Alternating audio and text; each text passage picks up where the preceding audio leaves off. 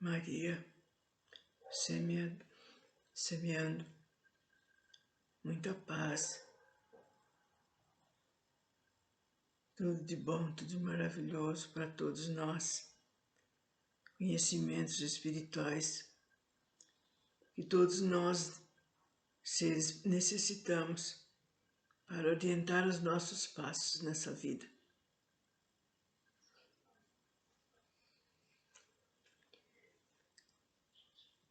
Conforme nós estamos lendo, falando, conversando sobre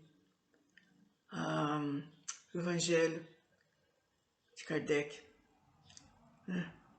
Evangelho segundo o Espiritismo de Kardec, né? Falando sobre o que Jesus disse naquela época, que foi falado sobre não vim destruir a lei, né? E a casa agora do Pai tem muitas moradas. E essa casa dos pais, do nosso Pai, tem muitas moradas. Logicamente só fala desses mundos, desses outros planetas que são habitados, planetas, satélites, estrelas, né? E alguns bem adiantados, outros de acordo com a condição do nosso planeta Terra, e outros mundos primitivos, que o homem está, o ser, né? Eu falo ser, porque o homem é aqui na Terra, agora em outros lugares deverá ter outros nomes, e os seres espirituais estão desenvolvendo, melhorando a sua inteligência para progredir. Estamos falando sobre as diferentes categorias de mundos habitados, né? E nós já sabemos que o nosso se situa no momento no segundo lugar. O primeiro é o mundo primitivo, o segundo o mundo de provas e expiações, e depois vem o mundo de regeneração, que é o mundo que nós estamos já nesta época, nos preparamos para passar por esse tipo de mundo. Depois dos mundos da regeneração vem o mundo dos felizes. E nós vamos falar hoje sobre os mundos inferiores e mundos superiores. Tudo bem.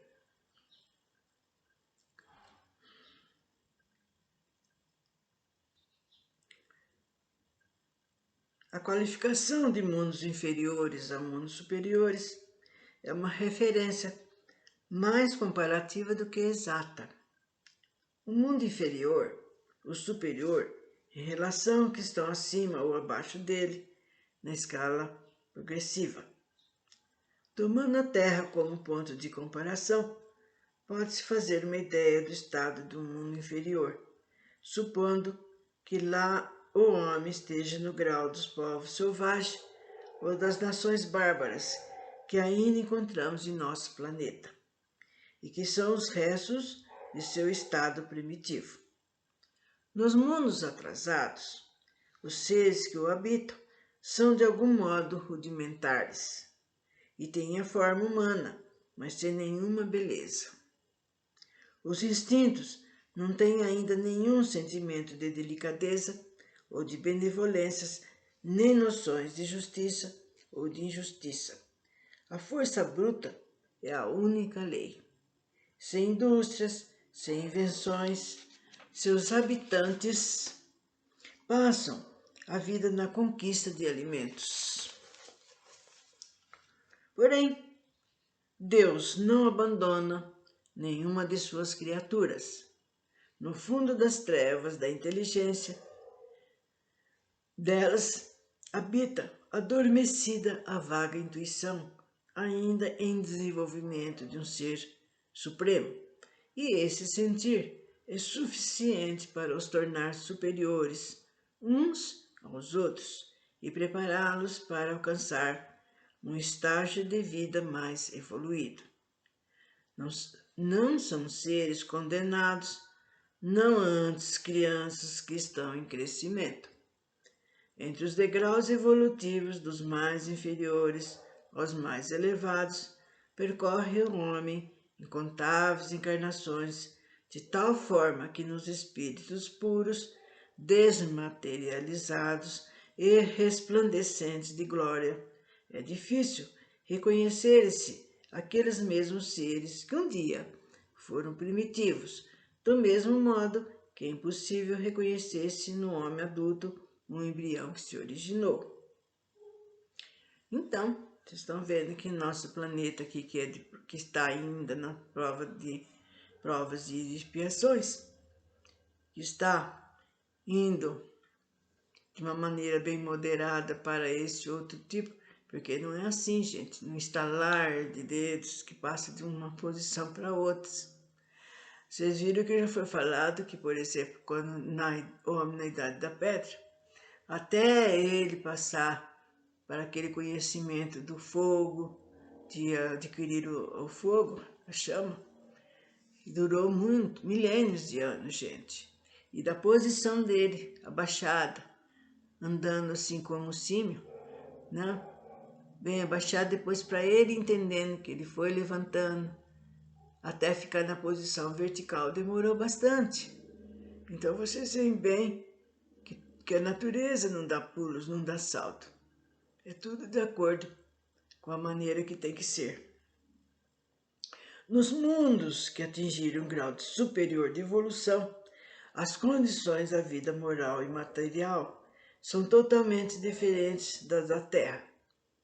A forma do corpo, como em todos os lugares, é a forma humana, mas embelezada, aperfeiçoada e, sobretudo, purificada.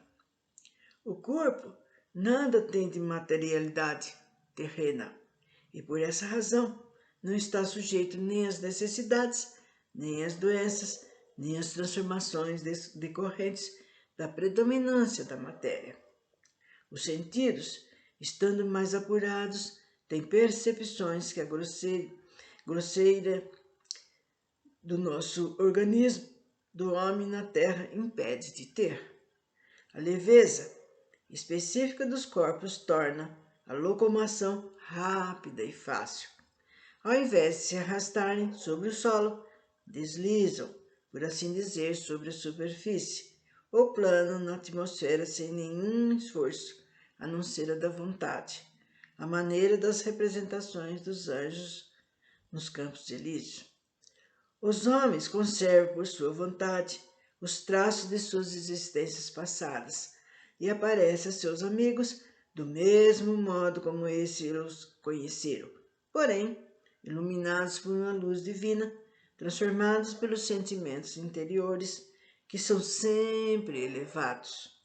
No lugar de rostos pálidos, abatidos pelos sofrimentos e pelas paixões, a inteligência e a vida irradiam daquele brilho que os pintores traduziram pela auréola dos santos.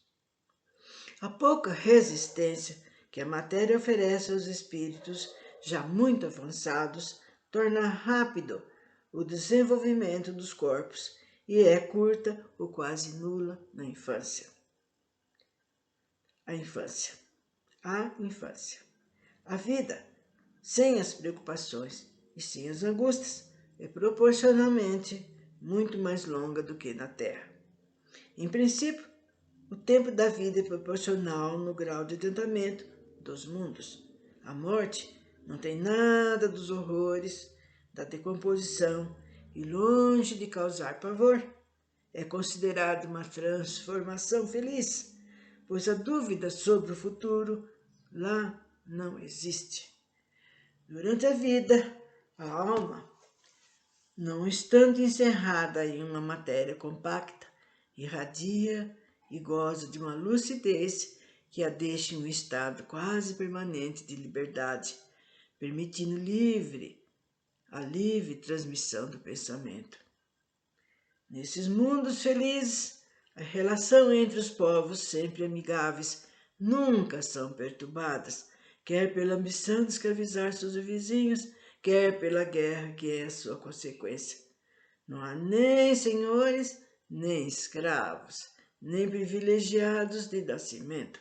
Apenas superioridade moral e a inteligência estabelece entre eles a diferença de sua evolução e confere a supremacia.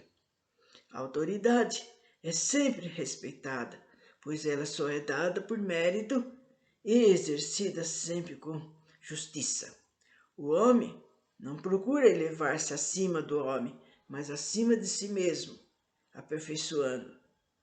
Seu objetivo é chegar à categoria dos espíritos puros, e esse desejo não é um tormento, mas sim uma nobre ambição que o faz estudar com dedicação para chegar a igualá-los.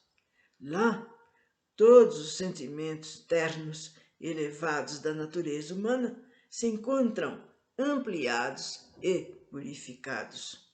Os ódios, as mesquinharias dos ciúmes, as baixas cobiças da inveja são desconhecidas. Um laço de amor e de fraternidade une os homens, e os mais fortes ajudam os mais fracos. Os bens que possui são correspondentes ao grau de inteligência de cada um, e a ninguém falta o necessário, pois ninguém ali está em expiação. Em uma palavra, nesses mundos felizes, o mal não existe. Olha que beleza! Vamos fazer jus para que nós, logo, digo logo porque não é de uma hora para outra que a gente muda de maneira de ser e nem progride. Mas vamos fazer jus a isso, gente. Como fazer jus? Melhorando as nossas condições, a nossa maneira de ser, a nossa maneira de pensar, né? Inclusive, olhar mais para o nosso próximo, que está ali caído, que está ali numa cadeia, que está ali preso numa droga. Vamos orar, vamos rezar por nós e por todos. Bom, no vosso mundo, então, esse Espírito está dizendo, então ele está contando como é que é o mundo dos felizes. Que vontade de estar lá, não é, gente? Que nós estamos, mas nós estamos um pouco distante. Muita coisa nós temos que passar ainda, muita coisa a melhorar. Então, esse Espírito vai falar do nosso mundo. Então ele diz, no vosso mundo, tendes necessidades do mal para apreciar o bem, da noite para admirar a luz, da doença para valorizar a saúde. Nossa, se a gente está doente, a gente almeja, ai meu Deus, que hora que eu vou ficar bem? Ai que dor, ai que situação. Se está noite, ai não vejo a hora que chega de dia para aquele sol maravilhoso iluminar tudo. É assim que nós vivemos aqui no nosso planeta. Nos mundos superiores, esses contrastes não existem. A luz, a beleza, a calma das almas são eternas, proporcionando uma alegria livre de perturbação e da angústia da vida material e do contato com os maus que lá não têm acesso. Eis o que o homem tem maior dificuldade para compreender com muita criatividade. Pintou nos tormentos do inferno, mas nunca pôde representar as alegrias dos céus. Então está dizendo daqueles quadros famosos, né, que era desde a Idade Média que eles pintavam, né, figuras de seres de lugares horríveis, horripilantes, né, de sofrimento, de dor. Então, é isso. Por quê? Porque ele, sendo inferior, apenas experimentou penas e misérias e não conhece as claridades celestes. Ele apenas pode falar daquilo que conhece, mas à medida que se eleva e se purifica, seu horizonte se amplia e compreende o bem que está diante de si, como compreendeu o mal que ficou atrás. Entretanto, esses mundos afortunados não são mundos exclusivos para alguns, pois Deus é imparcial para com todos os seus filhos. Ele dá a todos os mesmos direitos e as mesmas facilidades para chegar até lá. Faz todos partirem do mesmo ponto e a nenhum beneficia mais do que os outros. As primeiras posições são acessíveis a todos. Compete a cada um conquistá-la pelo trabalho, alcançá-las o mais rápido possível, ou arrastar-se durante séculos e séculos na camada baixa da humanidade.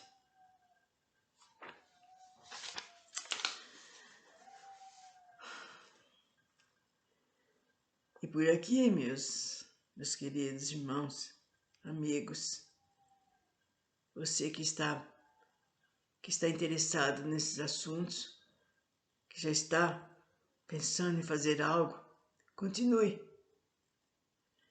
Leia. Nós só sairemos dessa situação também estudando, observando, procurando cada minuto, cada instante de melhorar. Como vamos melhorar? Usando a nossa inteligência, nosso pensamento, né? E também não desanime, porque nós vamos encontrar sempre pedras na nossa frente para que seja impedido. E para isso nós temos que lutar. Então, nesse momento, eu peço então que Jesus nos abençoe a todos e que nos dê força, nos abra o nosso caminho, mostrando sempre o que devemos fazer.